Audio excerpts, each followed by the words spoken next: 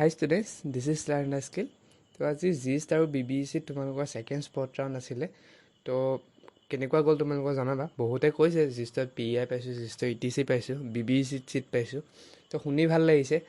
তো এতিয়া যিসকলে পালা তেওঁলোকেতো বহুত ভাল কথা, কংগ্ৰেচুলেশ্যন। আৰু যিসকলে পোৱা নাই তো তোমালোকে কি কৰিবা, জনামতে জিষ্টত 15টা চিট আছিলে এণ্ড এপ্লিকেণ্টছ এপ্ৰক্সিমেটলি 25 মান আছিলে।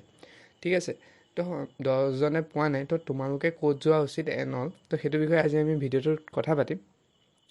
তো 4 তাৰিখে 2খন হৈ গ'ল আৰু নেক্সট তোমালোকৰ স্পট ৰাউণ্ড 3খন কলেজত হ'ব। তাৰে 2খন এদিনত হ'ব এণ্ড BBC বেলেগ এদিন হ'ব। তো কাইলৈতো 5 তাৰিখ, টিচাৰ্ছ ডে চেলিব্ৰেট হ'ব। তো কাইলৈ এইটো কণ্ডাক্ট কৰা নহয়। তো 6 তাৰিখে তোমালোকৰ গোলাঘাট আৰু ধেমাজিত স্পট ৰাউণ্ড কণ্ডাক্ট কৰা হ'ব। তাত তোমালোকে কেতিয়া হ'ব, কি ব্ৰাঞ্চ খালী আছে, তো সেইটো আমি চাই লওঁ আহা। তো গোলাঘাটে নটিছ দিয়া মতে 6 তাৰিখে তোমালোকৰ স্পট কাউন্সিলিং কণ্ডাক্ট কৰা হ'ব এণ্ড কেমিকেল ইঞ্জিনিয়াৰিং আৰু মেকানিকেল ইঞ্জিনিয়াৰিং দুটাতহে চিট খালী আছে, মিনছ চিভিল ইঞ্জিনিয়াৰিঙত চিট খালী নাই। তো তোমালোকক 10টা পৰা 12টাৰ ভিতৰত মাতিছে। যদি পচিবল হয় 9:30 মানত তোমালোকৰ পাই যাবাগৈ এডমিনিষ্ট্ৰেটিভ বিল্ডিং GECত। ঠিক আছে, তো তোমালোকে 12টা বজাৰ ভিতৰত এনেকৈ ফৰ্ম ছাবমিট কৰাৰ পিছত তোমালোকৰ মেৰিট লিষ্ট উলিয়াব এণ্ড চিভিল আৰু কেমিকেল আৰু mechanical admission time 1 PM to 1 PM পৰা ষ্টাৰ্ট হ'ব মিনছ। ঠিক আছে, এই বহুতে এইটো ধৰিব পৰা নাই branch of engineering time of admission দিয়া আছে, ভাবিছে ব্ৰাঞ্চটো on the time of admission দিব নি এণ্ড সেইটোতো ইনেও দিব। কিছুমানে সেইটো ভাবিছে, একচুৱেলি সেইটো নহয়, এইটো একচুৱেলি হেডিং হয়, তলৰ সেইটো কাৰণে হেডিং আছিলে। তো এইটো ইমান ইছ্যু নহয়, বহুতে এইটো কনফিউজ হৈ আছিলে একচুৱেলি। ঠিক আছে, তো গোলাঘাটেতো এইখন নটিচ দিছে, কি নিব লাগিব সেইটো আমি চাই লওঁ হা। তো তোমালোকে ডকুমেণ্ট নিবলৈ হ'লে Annexure 1টো চাব লাগিব। তাত তোমালোকে কোৱা আছে কি তোমালোকে নিব লাগিব। তো তোমালোকে কলেজ এডমিশ্যন ফৰ্মখন লৈ যাব লাগিব, যিটো তোমালোকে ৱেবছাইটত পাই যাবা। Copies of CWE 2025 admit card আৰু ৰেংক কাৰ্ড, তোমালোকে এডমিট কাৰ্ড আৰু ৰেংক কাৰ্ড লৈ যাব লাগিব। যিটো তোমালোকৰ 12ৰ মাৰ্কশ্বিট আছে এণ্ড পাছ চাৰ্টিফিকেট আছে, তাৰ তোমালোকে জেৰক্স কপি লগত লৈ যাব লাগিব এণ্ড মেইনখনো লৈ যাব লাগিব। এজ প্ৰুফ চাৰ্টিফিকেট লৈ যাব লাগিব, হয় আধাৰ কাৰ্ড, পান কাৰ্ড, 10ৰ এডমিট কাৰ্ড এনেকুৱা হ'ব। ঠিক আছে, PRC লৈ যাব লাগিব উইথ জেৰক্স কপি। যদি কিবা কাষ্ট বিলং কৰে কাষ্ট চাৰ্টিফিকেট লৈ যাব লাগিব।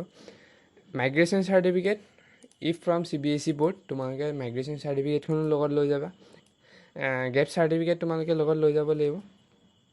ঠিক আছে, দেন এণ্টি ৰেগিং তোমালোকে এই ৱেবছাইটটোৰ পৰা ডাউনলোড কৰি ল'বা। কেনেকৈ ডাউনলোড কৰা আছে মোৰ চেনেলত শ্বৰ্টছত তোমালোকে পাই যাবা।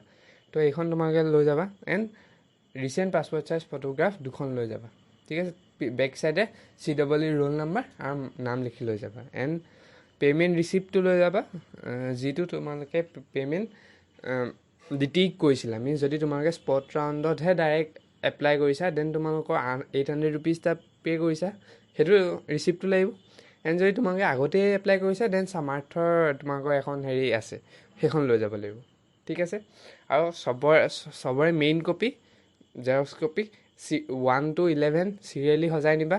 যিকেইটা জেৰক্স কপি আছে চেল্ফ এটেচ কৰি নিবা, মিনছ চাইন কৰি নিবা। ঠিক আছে, এইটো খেলি মেলি নকৰিবা। ঠিক আছে, আশা কৰিছোঁ বুজি পাইছা। এইখন আছিলে গোলাঘাটৰ নটিছ। তো এতিয়া আমি আহিছোঁ ধেমাজিৰ নটিছলৈ। ধেমাজিও সেই 6 তাৰিখে কণ্ডাক্ট কৰা হ'ব। এতিয়া তোমালোকৰ নিজৰ চইচ যে তোমালোকে ধেমাজিলৈ যোৱা নে গোলাঘাট যোৱা। বেটাৰ হ'ব তোমালোকে ঘৰৰ ওচৰখনলৈ যোৱা।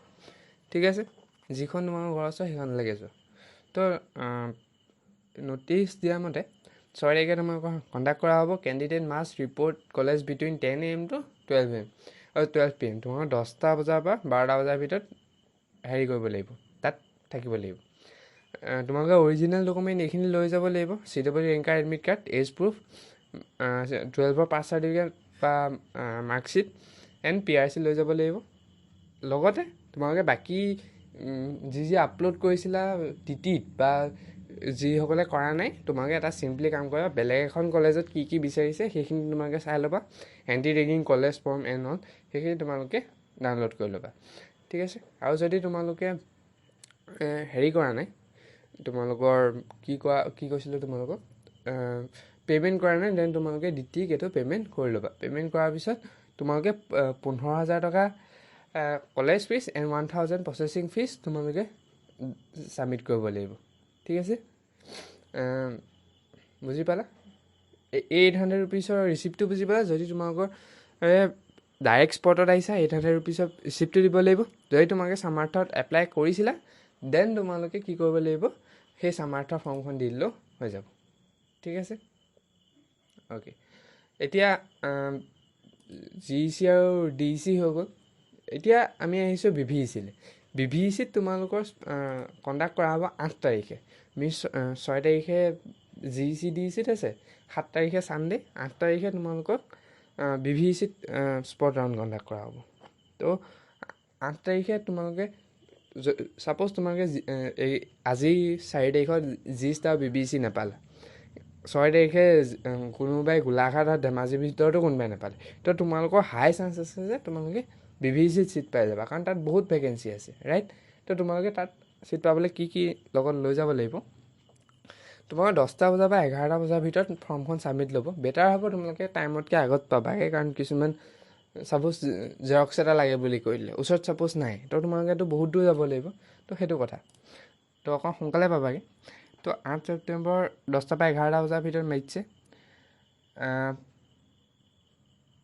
টিল 11:30 AM, মিনছ 11টালৈকে টাইম দিছে। এতিয়া 11টালৈকে তোমালোকে 11:30 গ'লে মেবি নল'ব পাৰে, তো বেটাৰ হ'ব তোমালোকে আগতেই যাবা। ঠিক আছে, স্ক্ৰুটিনি অফ দ্য ফৰ্ম তেওঁলোকে চাব, 1:45লৈকে চাব, এণ্ড 2টা বজাত তেওঁলোকে মেৰিট লিষ্ট উলিয়াই দিব।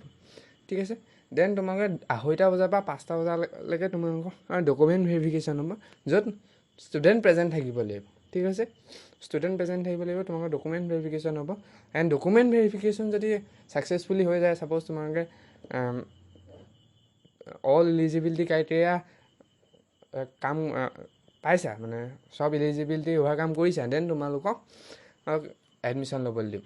ঠিক আছে, তোমালোকৰ কি লগত লৈ যাব লাগিব ডকুমেণ্টৰ কাৰণে, all the document upload in CW form fill up. তো তোমালোকে যিসকলে ফৰ্ম ফিল আপ কৰা নাই, তোমালোকে চিম্পলি গোলাঘাট বা তোমালোকৰ এনেকৈ বেলেগ এখন কলেজত কি লাগে সেইখিনি চাই ল'বা। ঠিক আছে, তাৰপিছত ইয়াৰ এনেই কৈছে ৰেংক কাৰ্ড লাগিব, এডমিট কাৰ্ড লাগিব, PRC লাগিব, দেন 800 টকা যিটো পে'মেণ্ট কৰিছিলা সেইটো লাগিব। আদাৰৱাইজ তোমালোকে সামাৰ্থ সেইখন লৈ যাবা। ঠিক আছে, copy of bank passbook, SBI account হ'ব লাগিব, এণ্ড 4খন পাছপৰ্ট চাইজ ফটোগ্ৰাফ লৈ যাব লাগিব। ইনষ্টিটিউট কনফাৰেঞ্চ হলত মাতিছে তোমালোকক, এণ্ড তোমালোকৰ registration fees 800 rupees in cash only. এইটো একচুৱেলি কেছ অনলি, তোমালোকৰ DEC নিদিলেও হ'ব, তোমালোকে DTক ডাইৰেক্ট পে' কৰি দিবা, হৈ যাব। ঠিক আছে, ৰেজিষ্ট্ৰেশ্যন ফি 800 কেছ অনলি ইয়াত কিয় লিখিছে মই ধৰিব পৰা নাই, কাৰণ DTয়ে তেওঁলোকক দিব কৈছে, তো তোমালোকে তেওঁলোককে দিবা, বেটাৰ হ'ব।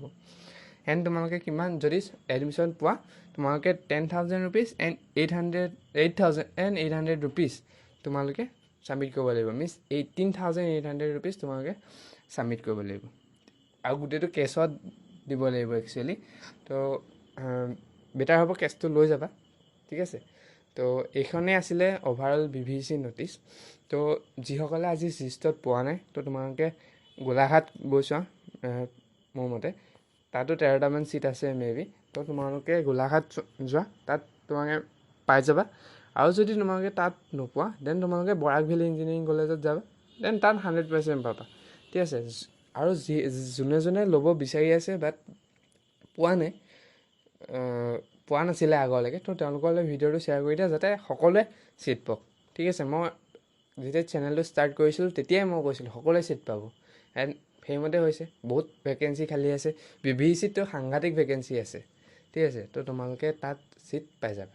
ঠিক আছে, তো আজিৰ ভিডিঅ'টো ইমানেই আছিলে, আশা কৰিছোঁ বুজি পাইছা মই কি ক'ব বিচাৰিছোঁ, আৰু আমি আগলৈ ভিডিঅ' দি যাম।